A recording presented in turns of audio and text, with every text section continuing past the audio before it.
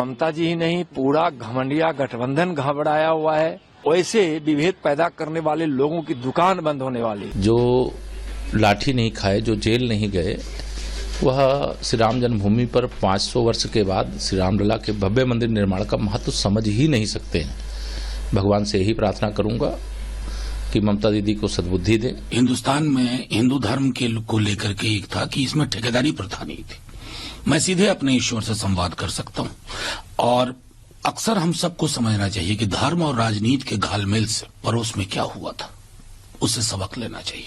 तो एक तरफ तो निमंत्रण को लेकर सियासत हो रही है, लेकिन दूसरी तरफ किस तरह से भगवान राम को सियासत हो रही है। और आज तो जो स्वामी प्रसाद मौर्य हैं, उन्होंने हद कर दी, कार सेवकों पर गोली चलाने को सही ठहरा करके। जरा सुनिए जरा क्या कुछ उन्होंने कहा इस रिपोर्ट के जरिए।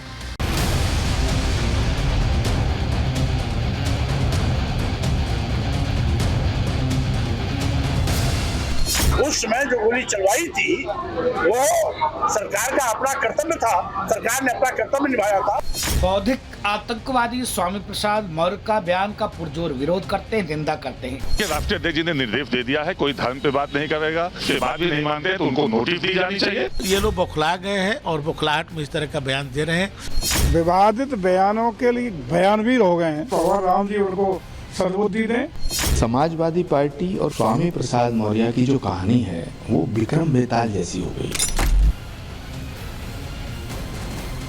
तो स्वामी प्रसाद मौर्य जो अपने बयानों से ज्यादा जाने जाते हैं, उन बयानों से जिसमें ज्यादातर वो विवादास्पद बयान देते हैं, लेकिन ये बयान दिए क्यों जाते हैं स्वामी प्रसाद मौर्य से? स्वामी प्रसाद मौर्य जो कह रहे हैं कि कार सेवकों पर अराजक तत्व इनको बताते हैं, कार सेवकों को लेकर इनकी जो सोच है वो जरा समझिए किस तरीके की विषैली और जहरीली सोच है जिन्हें वो अराजक तत्व बता रहे थे। कार सेवकों पर गोली चलाने को सही ठहरा दिया गया स्वामी प्रसाद मौर्य की ओर से।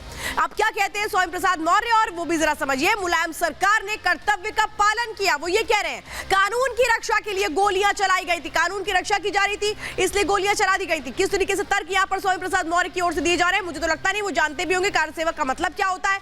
तो कानून की रक्षा जिसको वो कह रहे हैं, जो विवादित बयान यहां पर सामने आ रहे हैं, ये कोई पहली मर्तबा नहीं है। इसके पहले भी कैसे राम मंदिर को लेकर, भगवान राम को लेकर, रामचरितमानस को लेकर आरोप लगाते रहे हैं, बड़े बड़े बयान देते रहे हैं स्वामी प्रसाद मौर्य, वो हमने देखा है। तो स्वामी प्रसाद मौर्य क्या ये मान के चले कि अब ओबीसी वोट बैंक की राजनीति कर रहे हैं, और इशारा किसका है? अखिलेश यादव का, जो इस तरह से एक के बाद एक बयान दिए जा रहे हैं। लेकिन कितना बड़ा नुकसान होगा इनको चुनावों में, जरा एक रिपोर्ट देखिए।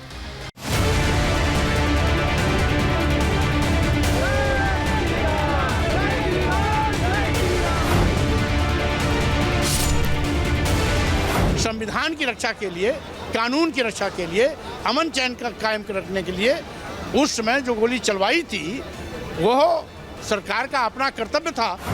सनातन विरोधी स्वामी ने एक बार फिर बेतुका और जहरीला बयान दिया। इस बयान ने न सिर्फ सियासी पारे को बढ़ाया, बल्कि स्वामी के इस बयान ने संत, महंत और राम भक्तों को भी नाराज कर दिया। अपने जहरीले बयानों से सुर्खियों में रहने वाले समाजवादी पार्टी नेता स्वामी प्रसाद मौर्य ने इस बार 1990 में कार सेवकों पर चलाई गई गोली को जायज ठहरा दिया।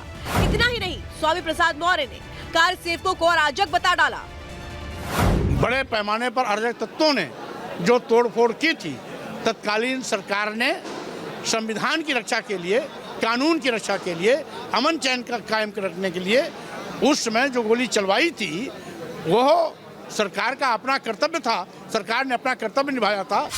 राम मंदिर की प्राण प्रतिष्ठा से पहले स्वामी प्रसाद मौर्य लगातार हिंदू विरोधी बयान दे रहे हैं। कभी रामचरितमानस का अपमान कर रहे हैं तो कभी हिंदू धर्म को धोखा बता रहे हैं। ऐसे में सवाल उठना लाजमी है कि क्या स्वामी के ऐसे बयान महज सहयोग है या सियासी प्रयोग? सवाल ये भी कि ऐसे बयान समाजवादी पार्टी की रणनीति का हिस्सा तो नहीं। दरअसल हिंदू धर्म पर स्वामी के बोल यूं ही बेकाबू नहीं है। इसे समझने के लिए थोड़ा पीछे चलना होगा। रामचरितमानस को लेकर स्वामी प्रसाद मौर्य के बयान पर जब यूपी की सियासत सुलग रही थी, तब अखिलेश ने उन्हें जातिगत जनगणना को लेकर आंदोलन की रूपरेखा पर बातचीत के लिए बुलाया। हिंदू विरोधी बयानबाजी से उन्हें रोकने की बजाय पार्टी का राष्ट्रीय महासचिव बना दिया गया। सियासत में कोई भी बयान यूं ही नहीं दिया जाता, हर बयान के पीछे मकसद तय होता है। स्वामी के सनातन विरोधी सुर के भी अपने लक्ष्य हैं। राजनीतिक पंडितों की माने तो अखिलेश यादव स्वामी के बयान तीर से एक साथ कई शिकार करना चाहते हैं। यादव सपा के पहले से ही कोर वोटर रहे हैं। ऐसे में समाजवादी पार्टी की नजर अब ओबीसी वर्ग की बाकी जातियों पर है। स्वामी प्रसाद के जरिए पिछड़े वोटर्स को साधने की कोशिश है। सवर्ण दलित के बीच बंटवारे की सियासत छिपी है।